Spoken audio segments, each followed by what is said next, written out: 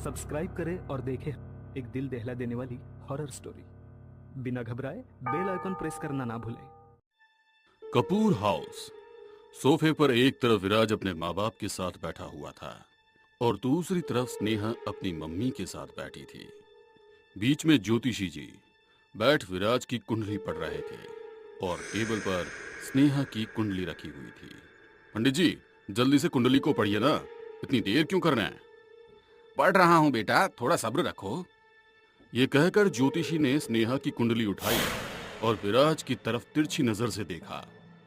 विराज ने अपनी आंखों के इशारे से न जाने उसे क्या समझाया कि उनकी आंखें फट पड़ी और वो चौंकते हुए अपनी जगह से खड़े हो गए। क्या हुआ ज्योतिषी जी? अगर स्नेहा ने विराज से शादी की तो विराज का पूरा परिवार तबाह हो जाएगा। कई जाने जाएंगी, कई सदस्यों और विराज के करीबी लोगों को भी भारी नुकसान हो सकता है। मौत सभी के सिर पर मंडराएगी। ये आप क्या कह रहे हैं?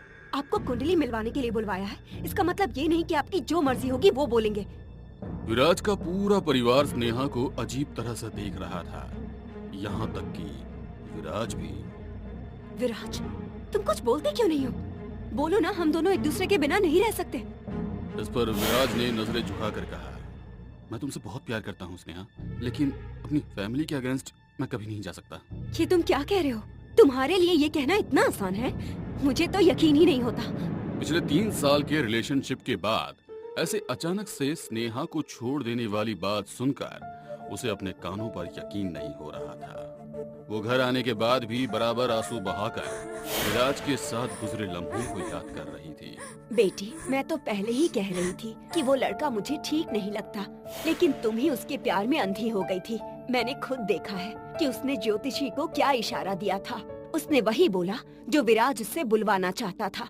वो लड़का अमीर ज्यादा था बेटा, तुम्हारे साथ बस वो अपना समय निकाल रहा था। मुझसे बहुत बड़ी गलती हो गई माँ, लेकिन इसका बदला मैं उससे जरूर लूंगी। वो भविष्यवाणी जो उस बिकाऊ ज्योतिषी ने की थी, असल में अब विराज और उसके परिवार के साथ वही सब होगा, वही सब होगा। कुछ दिन बाद विराज की शादी अन्वेषा नाम की एक लड़की से हुई, जो विराज से भी ज्यादा अमीर घराने से थी। वो दुल्हन बनी सेज पर बैठी थी और विराज उसके करीब जा रहा था। मेरी जान, शादी मुबारक हो।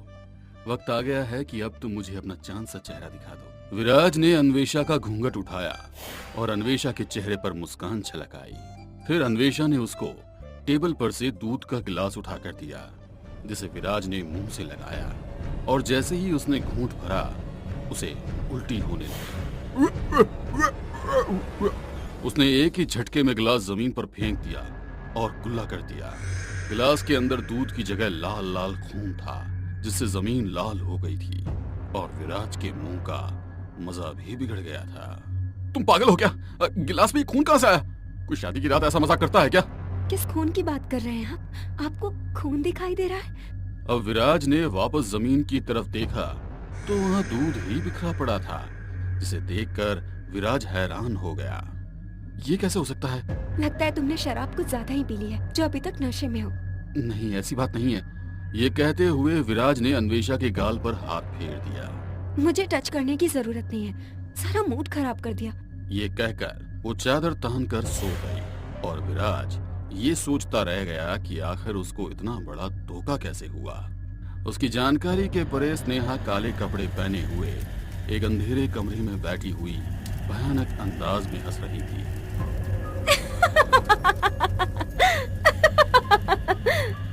शादी की पहली रात दोनों ने ऐसे ही सोकर गुजार दी, लेकिन अगली रात उन्होंने ऐसी प्यार भरी रात गुजारी जिससे उन दोनों के बीच के सारे गिले शिकवे खत्म हो गए।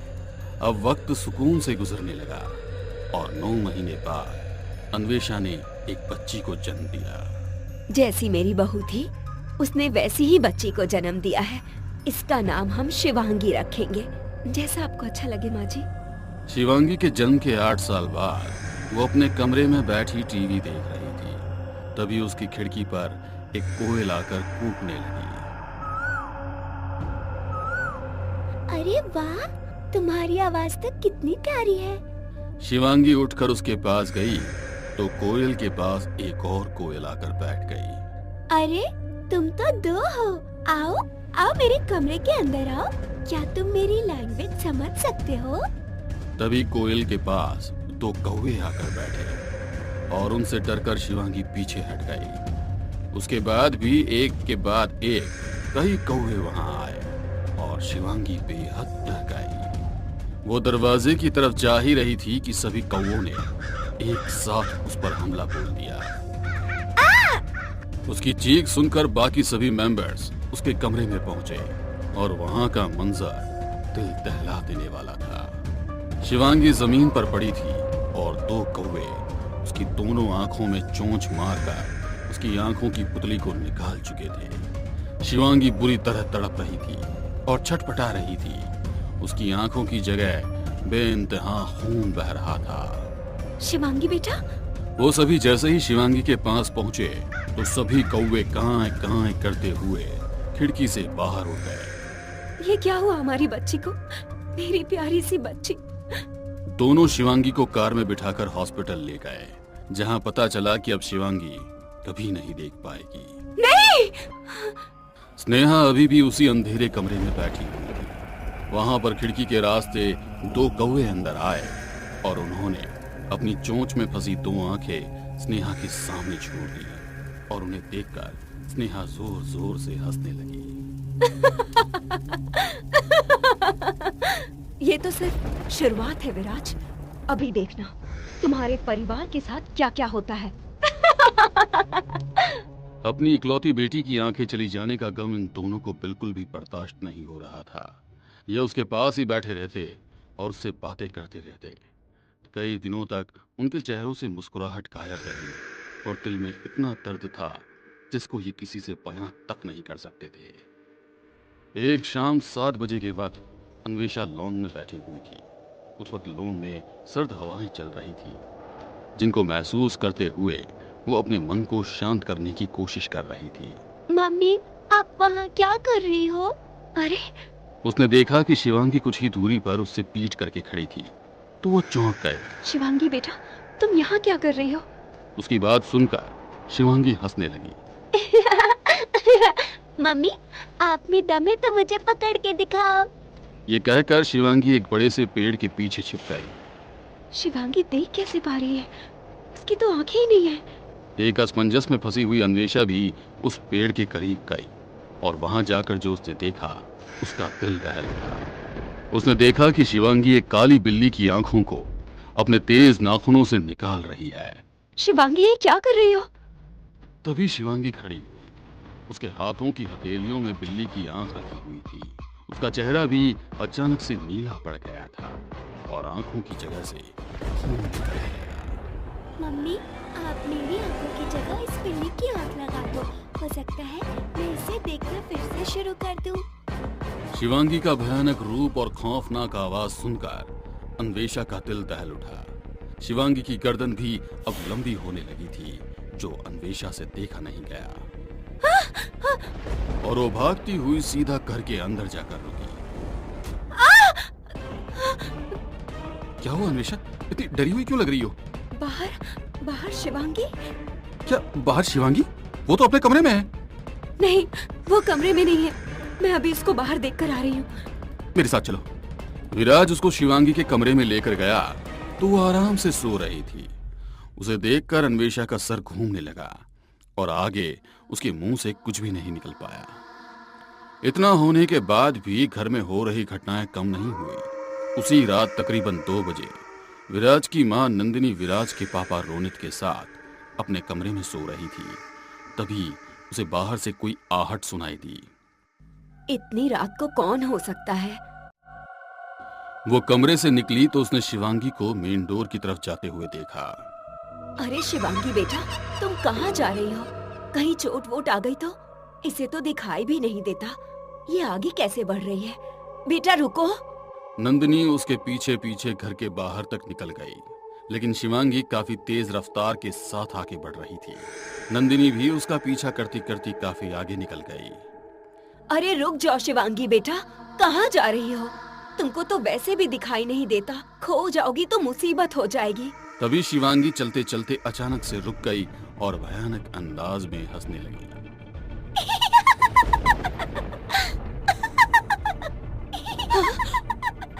क्या हुआ तुमको? ये सुनकर भी शिवांगी बस भयानक आवाज में ही हंसती रही। नंदिनी ने आगे बढ़कर उसके कंधे पर हाथ रखा तो वो बिल्कुल शांत हो गई। एक झटके के साथ उसने पलटकर नंदिनी की तरफ देखा। उसकी आंखों की जगह सफेद रोशनी चमक रही थी। उसके चेहरे पर भयानक मुस्कान थी और उसके मुंह से खून जमीन पर टपक रहा था। कैसी हो प्यारी दादी माँ? नंदिनी वहां से भागना चाहती थी, लेकिन उससे पहले ही शिवांगी ने उसका गला पकड़ लिया। तेज तूफानी हवाएं चलने लगी और शिवांगी के आसपास कई सारे कौवे मंडराते हुए भयंकर शोर करने लगे। उनकी आवाज ने माहौल को बहुत डरावना बना दिया। एक कौवे ने नंदिनी का कान काट लिया और दूसरे की नाक। तभी अचानक से वो उस पर बुरी तरह से लिपट गए। वो जमीन पर गिरकर तड़पने लगी और शिवांगी वहीं खड़ी हुई भयानक अंदाज में हंसती रही। इस तरफ अन्वेषा और विराज आराम से अपने कमरे में सोए हुए थे। तभी अचानक से उनके कदमों में कुछ आकर गिरा और वो दोनों चौंकते हुए खड़े हो गए। उस चीज को देखने के बाद उन दोनों की सांसें गले में ही अटक कर रह गई। उनके कदमों में विराज की मां का कटा हुआ सर। अन्वेषा और विराज बुरी तरह खौफ में थे। उनकी सांसें तेज तेज चल रही थी और मुंह से कुछ भी निकल नहीं पा रहा था। उसी वक्त रौनक भी उठकर उनके कमरे में पहुंचा और वहां पर अपनी बीवी का कटा हुआ सिर देखकर उसकी रूह कांप उठी। नंदिनी! और दूसरी तरफ स्नेहा बहुत ही खुश नजर आ रही थी। वो एक गोल घेरे में एक कुंड के सामने बैठी थी जिसके चारों ओर मोमबत्तियां चल रही थी। उसके हाथ में एक काला मुर्गा था जिसकी गर्दन उसने खचाक से काट डाली और उस मुर्गे का खून उसने कुंड के अंदर टपकाना शुरू कर दिया, जिससे कुंड की आग और ज्यादा भड़क गई। कुछ दिन दुख भरे गुजारने के बाद अन्वेषा किचन में खाना बना रही थी। तभी उसको कुछ आवाजें सुनाई देने लगी। ये किसकी आवाज है? वो किचन से निकली तो उसने पाया कि हॉल में चिमनी के सामने लगी कुर्सी अपने आप हिल रही है। कौन है उस कुर्सी पर? अन्वेषा धीरे धीरे कुर्सी के पास पहुंची तो उसने पाया कि उस पर नंदिनी बैठी सो रही थी। मम्मी जी? कुछ दिन पहले उसकी चिता को आग दे दी गई थी और वही सासू माँ उसके सामने बैठी थी। ये देखकर अन्वेषा का दिमाग घूम रहा था। तभी अचानक से उसने अपनी आंखें खोली और अन्वेषा का हाथ कसकर पकड़ लिया। सासू माँ?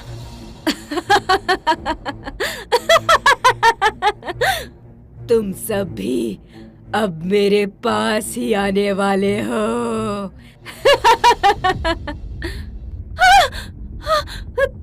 अन्वेषा ने उससे अपना हाथ छुड़ाया और वहां से भागी। तभी उससे रोनित टकरा गया। क्या हुआ अन्वेषा बेटा? सासू माँ, तुम क्या कहना चाहती हो और इस तरह से चीख क्यों रही हो? और उस कुर्सी पर तो कोई भी नहीं है। ये सुनकर अन्वेषा ने वापस कुर्सी की तरफ देखा तो वो सचमुच खाली थी। अन्वेषा बेटा, लगता है नंदिनी की मौत से तुम्हारा माइंड भी डिस्टर्ब चल रहा है। जरूर तुम्हें कोई वहम हुआ होगा। अन्वेषा को कुछ समझ नहीं आया तो वो भी इस बात को वहम मानकर फिर से किचन में चली गई। उसने एक गिलास पानी पिया और फिर से खाना बनाने में लग गई। विराज बाइक से अपने घर को लौट रहा था। तभी उसे सड़क के किनारे एक औरत खड़ी नजर आई और जैसे ही वो उसके करीब पहुंचा तो पाया कि वो औरत कोई और नहीं बल्कि अन्वेषा है। उसे देखकर विराज ने हैरानी से पूछा, अन्वेषा, तुम यहाँ क्या कर रही हो? वो भी इतनी सज धज कर? तुम्हारा दिमाग खराब हो गया क्या? इस पर अन्वेषा शरारती अंदाज में मुस्कुरा दी और तेजी से छम छम करती जंगल की तरफ भाग गई। अरे रुको, वहां कहाँ जा रही हो? विराज भी अब बाइक से उतरकर उसके पीछे भागा। उसने देखा कि अन्वेषा एक तालाब के अंदर जा रही है। अन्वेषा, बाहर आ जाओ! अन्वेषा तालाब के अंदर उतर गई और पानी के अंदर समा गई। अन्वेषा! विराज जैसे ही तालाब के अंदर कूदा, तालाब का पानी खत्म हो गया और वो जमीन पर गिर गया। उसे ये देखकर बहुत हैरानी हुई कि अब वहां न कोई तालाब था और ना ही अन्वेषा। ये सब मेरे साथ क्या हो रहा है? तभी एक पेड़ से अन्वेषा उसके ऊपर कूदी, लेकिन इस वक्त वो बहुत ही डरावनी लग रही थी। उसकी आंखें लाल थी और पूरा शरीर नीला पड़ा हुआ था।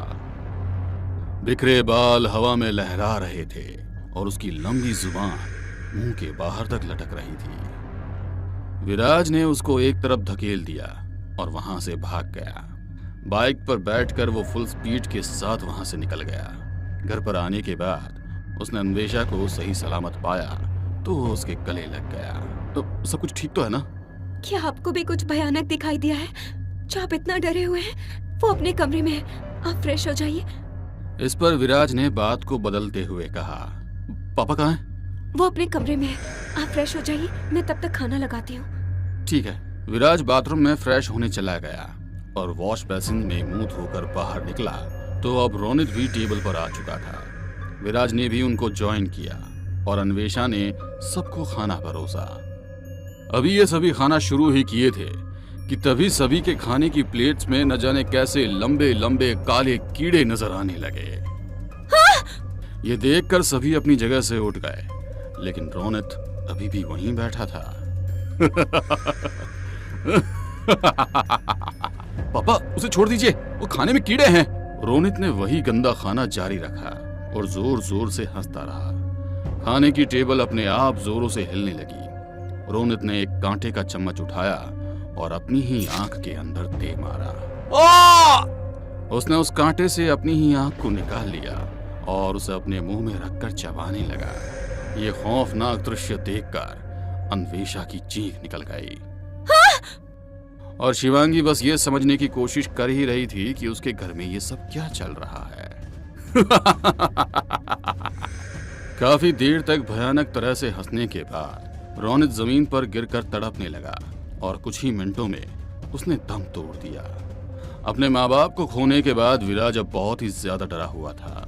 उसने एक प्रीस्ट को घर पर बुलाया और अंदर कदम रखते ही उसने विराज को बता दिया, तुम्हारे परिवार पर किसी ने ब्रह्मकुंड के जरिए काला जादू किया है। क्या ब्रह्मकुंड? इस विद्या के जरिए ब्रह्म प्रेत को बुलाकर उसको किसी भी परिवार के पीछे लगाया जा सकता है।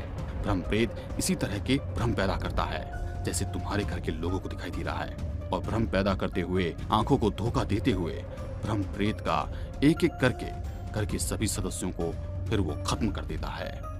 लेकिन मेरे परिवार के साथ ऐसा कौन कर सकता है? अभी पता चल जाएगा। प्रीस्ट उनको एक अकेले कमरे में ले गया। वो जमीन पर बैठ गया और उसने अपने हाथ में पकड़े बॉक्स से एक कोरा कागज निकाला। उसने विराज को भी अपने पास बिठाया और वो कागज उसके हाथ में पकड़ा दिया। इस कागज को अपने चेहरे के करीब ले जाकर गौर से देखना, ये कहकर अब प्रीस्ट आंखें बंद किए मंत्र पढ़ने लगा और विराज उस कागज को गौर से देखने लगा। तभी उस कागज के अंदर कुछ पल के लिए उसे स्नेहा का चेहरा नजर आया। स्नेहा? ये स्नेहा कौन है विराज? अन्वेषा ने जोर देते हुए पूछा। अब विराज ने स्नेहा के बारे में अन्वेषा को सब कुछ सच सच बता दिया, जिसे सुनकर अन्वेषा ने विराज के एक थप्पड़ मारा।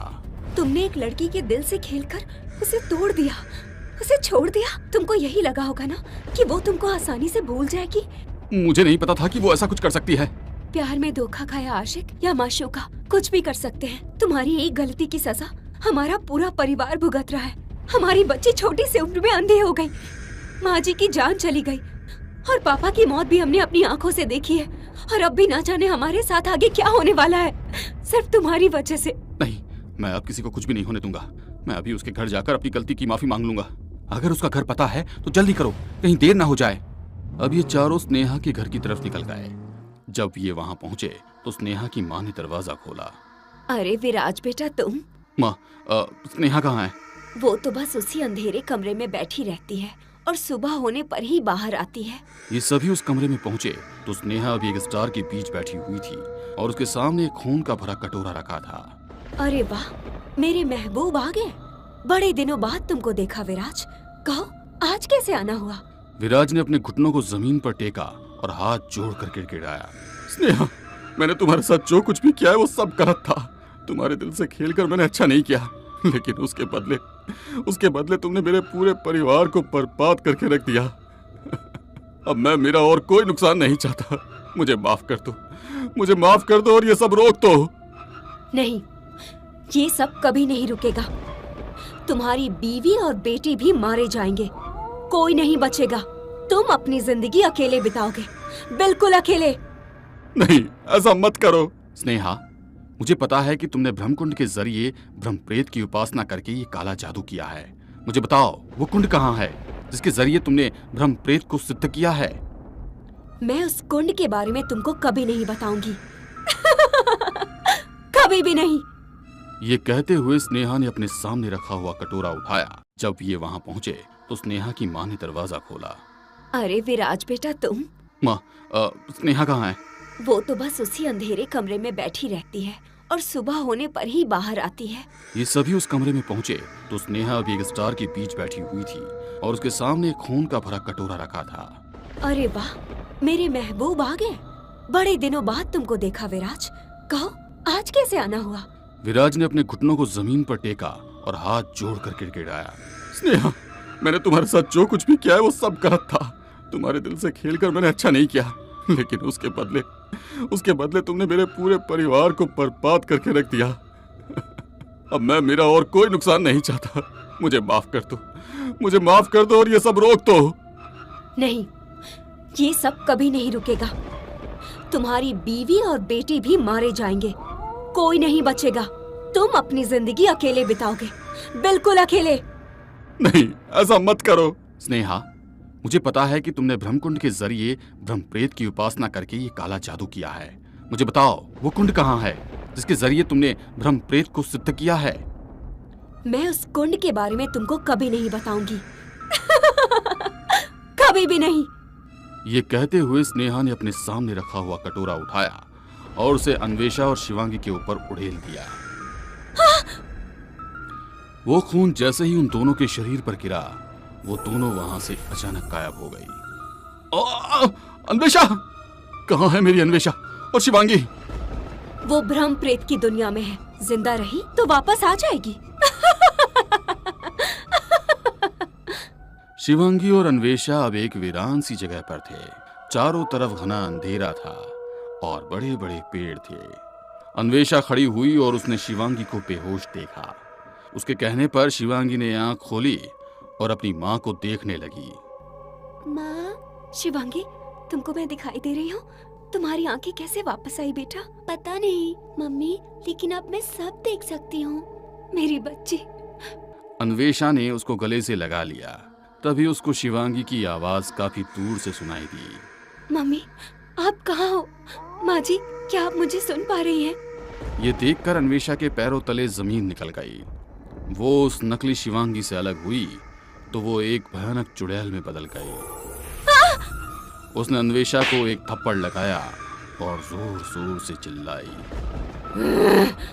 अन्वेषा ने अपने कानों पर हाथ रख लिए, लेकिन शिवांगी ने जैसे ही उसकी चीख सुनी तो शिवांगी भी शैतानी अवतार में आ गई। शिवांगी?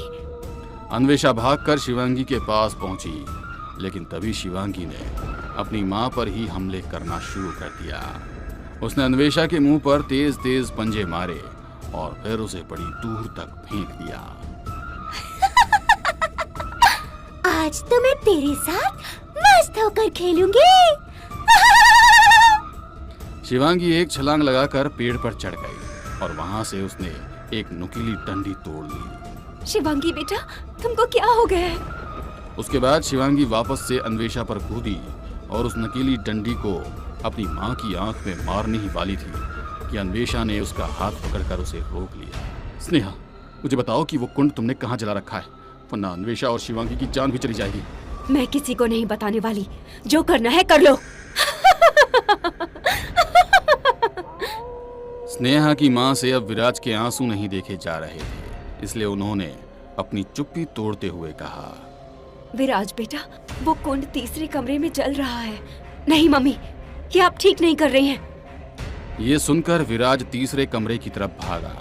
उसके पीछे पृष्ठ भी हो लिया और स्नेहा भी वहां पहुंची। उस कमरे के अंदर कुंड में आग जल रही थी। उसे कुछ मत करना। स्नेहा पृष्ठ पर झपटी और उसने उसे रोक लिया, लेकिन तभी विराज ने उस कुंड में 2 लात ऐसी मारी कि कुंड टूट गया और उसमें जल रही आग भी बुझ गई। नहीं!